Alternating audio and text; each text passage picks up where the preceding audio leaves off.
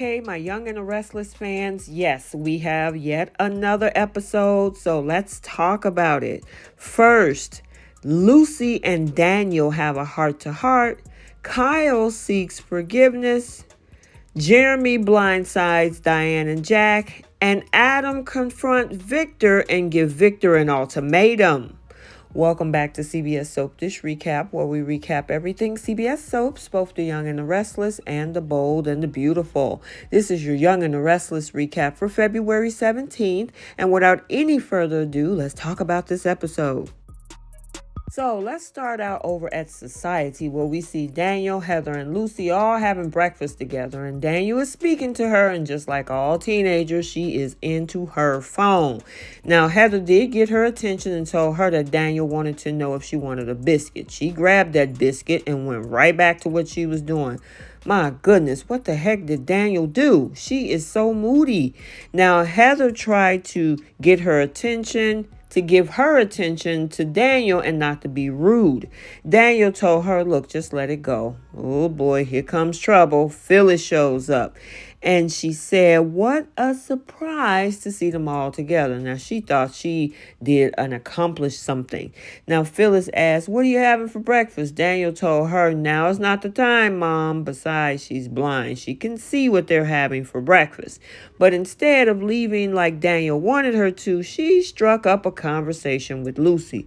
Lucy called her Phyllis. Heather says she's grandma, and Phyllis was like, no, she can call me Phyllis. Okay, so call for the respect. Now, Phyllis kept going on, and Daniel told her, can you read the room? Daniel said that he cannot believe that she is forcing him to say this. He told her, take a second look around. He told her nothing she thinks worked out the way she expected. Heather told her, you know what, we need to leave. We need to stop at Paul and Christine. And why did she say that? Phyllis got upset and said, oh, wait, whoa. You set up a meeting with Christine and not me? Oh, yeah, she still got issues with Christine. I do believe Heather mentioned both Paul and Christine before. And I mean, seriously, you flew all the way to Portugal. You had some time with her. I think that's more than enough. So now over at Jabot, Kyle runs into Adam and asks, what is he doing there? Well, what are you doing there? You don't have an office there. You work for Marchetti, even though I know you kind of stroll through Jabot.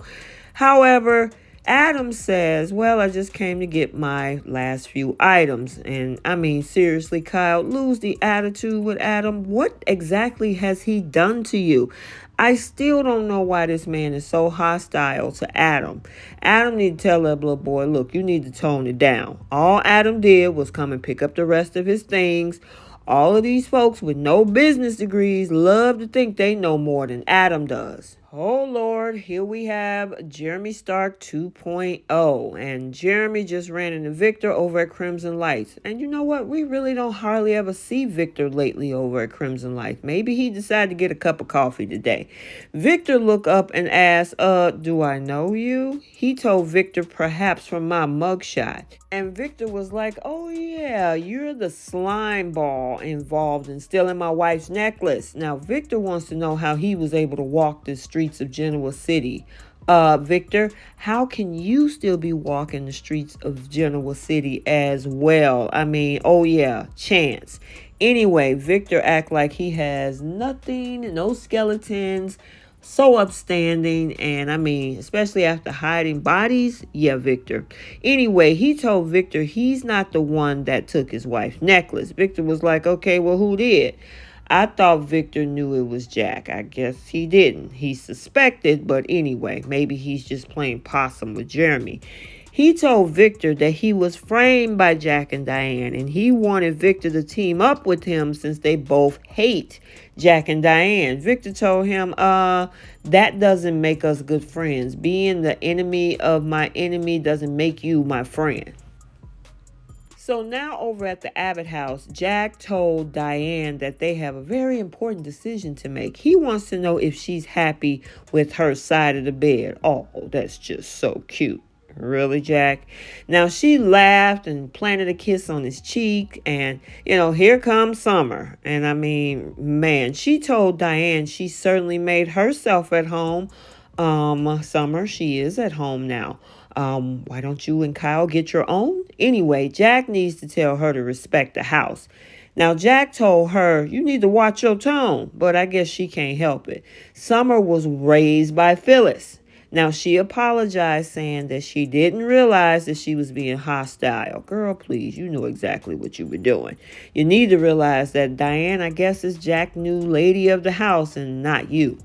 So now Jack and Diane decided to stroll right into society, and who did they run into? Phyllis, sitting at the bar all alone, and of course she ran everybody off. Now Diane was more than happy to tell her that she and Jack are back together, and she insisted that she move in with him. Ooh, I know that had to hurt. Now, Phyllis said that she rubbed their relationships in Diane's face and it was unforgivable. But Diane is doing it and it's acceptable. Diane did it out in the open. Phyllis, you tried to do it on the slide to mark territory, remember? And just who comes in when Phyllis leave? Jeremy. Yep, it's Jeremy. He just walked in and right up to their table and he told them, oh, you look so cozy. And Jack was like, what are you doing here? And he told him he got his lawyers to get rid of those ludicrous charges against him. Jack asked, okay, what do you want? He said, I want money. Now, we all know Jack tried to give it to him, but of course the police gave it back to him. I mean, seriously, at this point, they need to file a restraining order against him. I mean, I could see a crazy Jeremy Stark plot coming down the road. And of course, Diane is freaking out. And I'm wondering, is she more concerned about future problems or maybe he got more stuff to release of her past? However, Jack is putting on his cape and making sure he saved the day with Miss Diane. As Jeremy was walking out, he ran into Phyllis, and he is still trying to recruit Phyllis to team up with him to cause some damage. Now, as much as she said no, you know she's itching to get into the restless part of the Young and the Restless. So I'm wondering if these two are going to actually partner up. So let's head back over to Crimson Light. Victor is still there and Adam strolls in and sit down to talk to him. Now Adam tells Victor that he resigned from Jabot. And of course Victor has that big old smile on his face because of that whole plot he cooked up with Kyle. Now Adam brought up Victor's interference and he was like, I don't know what you're talking about. Adam asked him, okay, cut the crap. What is phase 2 of your plan? Again, he played dumb. Now, Victor told him he wants him back in the company and in the family. Adam said, you know what? I'm going to do it under one condition. And I need you to listen closely and hear me good. I get Victoria's job. Did you hear me on that? And of course, we all know that's not happening. So now we're back over at Jabot, and Summer wonders if Kyle would regret this if he hadn't been caught. Girl, you knew he wouldn't have. That's why he was sneaking around hoping he'd get away with it. Now, he treated her, according to her, like an obstacle and let her believe that she persuaded him not to go along with her grandfather's plan. Now, Kyle insists that it was all a mistake. Summer isn't sure about all that. Now, ever since she asked him back out of Jack and Diane's plan against Jeremy Stark, things have been different. All he saw was her stopping him from doing what he wanted to do. So the next time he hid bad decisions, Kyle was like, okay, I can't deny that. Now, I don't know what else to say besides continuing to reiterate how awful he feels about it.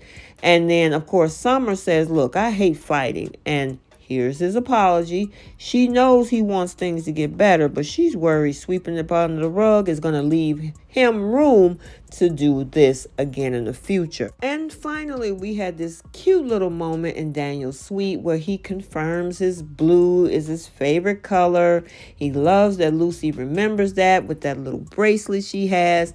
Lucy explained that when they first moved to Portugal, she missed him a lot, the dad he used to be. And when she saw the bracelet, the color made her think of him. And she bought it so that she wouldn't forget that once upon a time she had a dad who loved her. Okay, so there you have it, your Young and the Restless recap for Friday, February 17, 2023. If you haven't checked out the bold and the beautiful recap for today, it has been uploaded to the channel. And until the next video, like, comment, and subscribe, and we will see you next time. Bye.